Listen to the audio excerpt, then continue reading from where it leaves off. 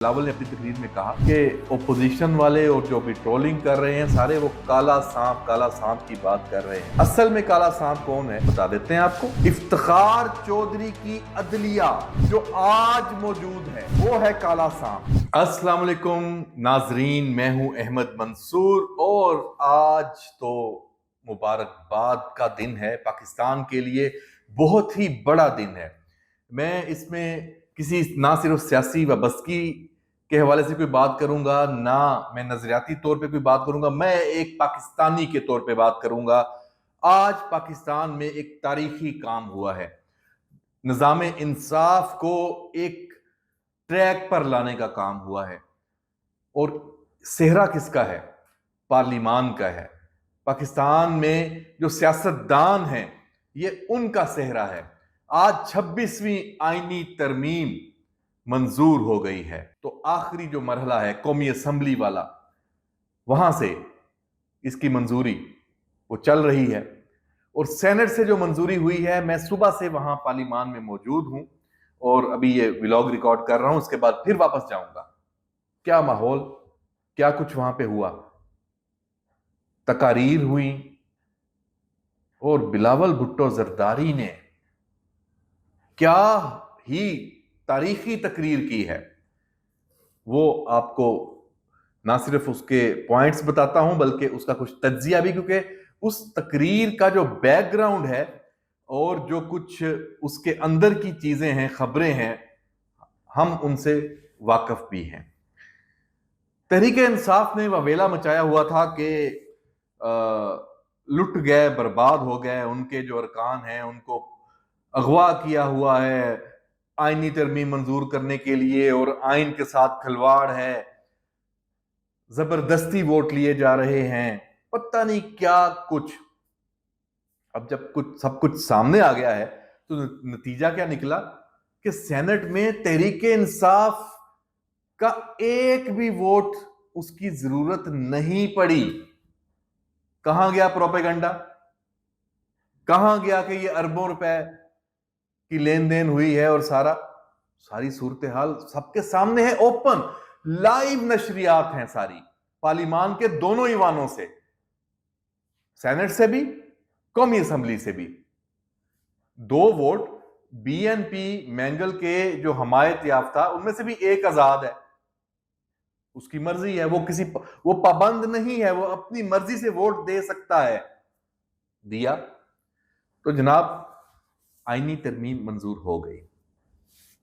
होगा क्या, हुआ क्या है, क्रेडिट किसका है? पार्लिमान ने कौन सा तारीखी काम किया है? बिलावल भुट्टो जरदारी का किरदार क्या है? मौलाना का किरदार क्या है? ये सब कुछ सामने आ चुका है और पाकिस्तान को सियासी तौर पे अदम इस्तेहकाम का शिकार करने की साजिश किन की है, ये भी खुल के सामने आ गई है। काला सांप कौन है? इस काला सांप जो है और इसके जो पेशरो हैं या जो अभी उसको लेके आगे चल रहे हैं, वो कौन है? बिलावल भुट्टो जरदारी ने आज व्लॉग में बहुत सारी चीजें हैं नाजरीन जो आपके गोश गुजार करना चाहता हूं, लेकिन इसको मैं बाद के व्लॉग्स में करूंगा।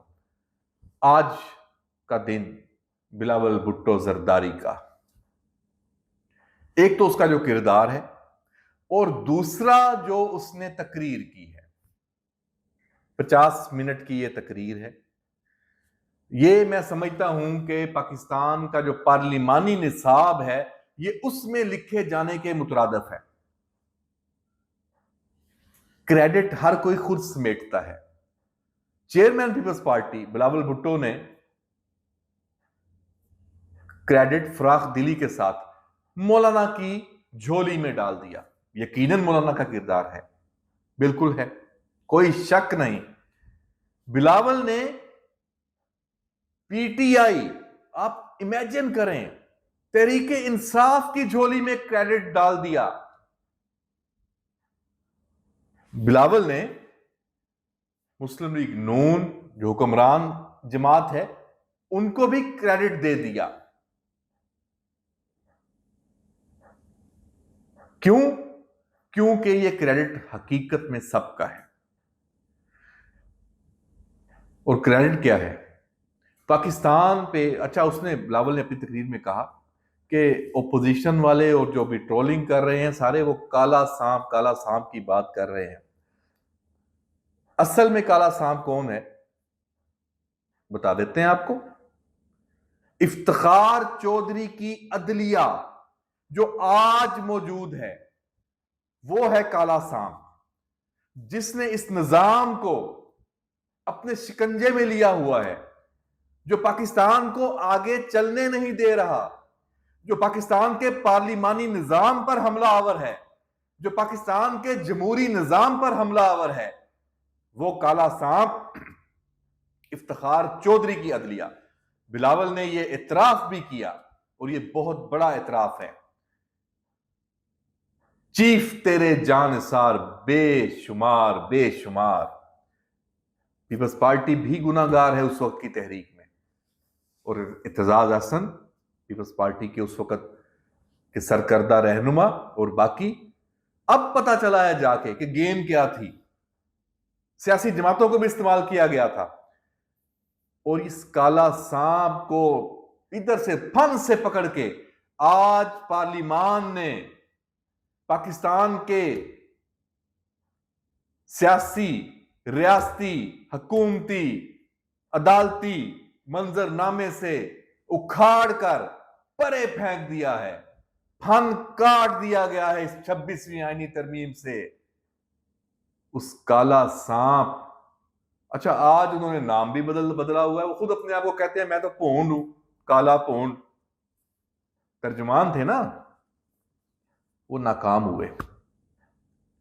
इफ्तिखार चौधरी के आप समझ गए हैं। तो जनाब ये क्या था? 2025 तक मैं चीफ जस्टिस, 2028 तक मैं, फिर तुम्हारी बारी, फिर तुम्हारी बारी। 2 दहाइयों की अरेंजमेंट हो चुकी थी। इससे निजात हासिल करना बेहद जरूरी था। क्रेडिट, अच्छा कुछ लोग जिसको भी क्रेडिट दे, मेरी जात मैं समझता हूं कि इसमें क्रेडिट हुकूमत का, पीपल्स पार्टी का, बिलावल का, मौलाना का, सबका है, एस्टेब्लिशमेंट का भी है। अच्छा बात कहते हैं जी एस्टेब्लिशमेंट की तो नाकामी है। मैं एक प्रोग्राम में मौजूद था तो वहां भी ये बात हुई कि उनका तो मुसवदा कुछ और था, उसमें मिलिट्री कोर्ट फलां फलां चीजें भी थी। अरे भाई क्रेडिट ये है कि उन्होंने एक साजगार माहौल सियासतदानों को फैसला करने का, पार्लिमान को फैसला करने का फ्राहम किया। जो रुकावटें थी, जो साजिशें थी, उनको नाकाम किया। यह है उनका किरदार एस्टेब्लिशमेंट का। क्यों? एस्टेब्लिशमेंट भी तब है जब पाकिस्तान है, एस्टेब्लिशमेंट भी तब है जब इस मुल्क ने आगे चलना है। तो आज सियासतदानों को जो एक कायदाना किरदार अदा करने का मौका मिला है, जो आज की एस्टेब्लिशमेंट ने दिया है, उनको सराहा जाना चाहिए। और आने वाला वक्त बताएगा कि पाकिस्तान को सियासतदान ही लीड करेंगे, जो पाकिस्तान के आइन की असास है, जो पाकिस्तान का जो पार्लिमानी निजाम हुकूमत है, जो आइन ने तय किया है, उस पे हमने अब चलना है। उसमें कोई काला सांप नहीं है, कोई अदालती जुडिशियल मार्शल्ला, उसकी कोई गुंजाइश नहीं है। आईनी मामलात के नाम पे, हुकूमती फैसलों पे आप सो मोटो ले लेते थे, फुल स्टॉप, स्पीड ब्रेकर लगा देते थे। इस 26वीं आईनी तरमीम से यह रास्ता रोक दिया गया है। और यह बिलावल ने बताया अपनी तकरीर में। बिलावल ने अपनी तकरीर में यह भी बताया कि पाकिस्तान को आगे बढ़ने से रोकने के लिए जो इस अदलिया में मौजूद जो काला सांप, उसके पैरोकार अभी भी मौजूद हैं, वो क्या क्या करते आए हैं। तो अब जब ये 26वीं आईनी तरमीम ये मंजूरी हुई, तो उसके बाद पाकिस्तान की जो अदलिया है वो अपना असल काम करेगी। वो असल काम क्या है? इंसाफ की फ्राहमी, तेज तरीन इंसाफ की फ्राहमी। आप अब हुकूमती मामलात में बेजा मुदाखलत नहीं करेंगे, वज़ीर आज़म को घर नहीं भेज सकेंगे अपनी मर्जी मंशा के मुताबिक। आपका काम जो है वो आप करेंगे, जो आइन में तय है और आइन में अब ये लिखा गया है। तो पार्लियामेंट के अंदर हमने देखा। अब आखिर में मैं 2-3 मिनट और लूं, क्योंकि ये बहुत वसी चैप्टर है। पूरा दिन वहां क्या हुआ, बड़ा तासुर था जनाब के तहरीके इंसाफ के सेनेटर्स, एमएनएस पकड़ लिए गए, गिरफ्तार किया हुआ है, अगवा किया हुआ है, अरबों रुपए दिए गए हैं। अच्छा, उमर अयूब की भी तकरीर भी थी उसमें, बोधी तकरीर, ना कोई सर ना पैर, क्योंकि अब उनके पास कहने के लिए कुछ है नहीं। हालांकि बिलावल ने उनको भी क्रेडिट दिया कि भाई आप जो तजावीज दे रहे थे, तरामीम दे रहे थे, वो तो हमने इनकॉर्पोरेट कर ली इस आईनी तरमीम में। फिर काहे का आपका शोर है, काहे की आपको प्रॉब्लम है? बस आप एक अडयाला वाले उस इंतशारी फसादी के पीछे चलेंगे? छोड़ दें उसका, उसके साए के पीछे चलना। ये एक जो अमल हुआ है, पार्लियामेंट ने जो ये काम किया है, इसको तो सलाम करना बनता है। और मौलाना ने आखिर वक्त तक पीटीआई के लिए जो स्पेस ढूंढने की कोशिश की, पीटीआई ने उसको भी जाया किया।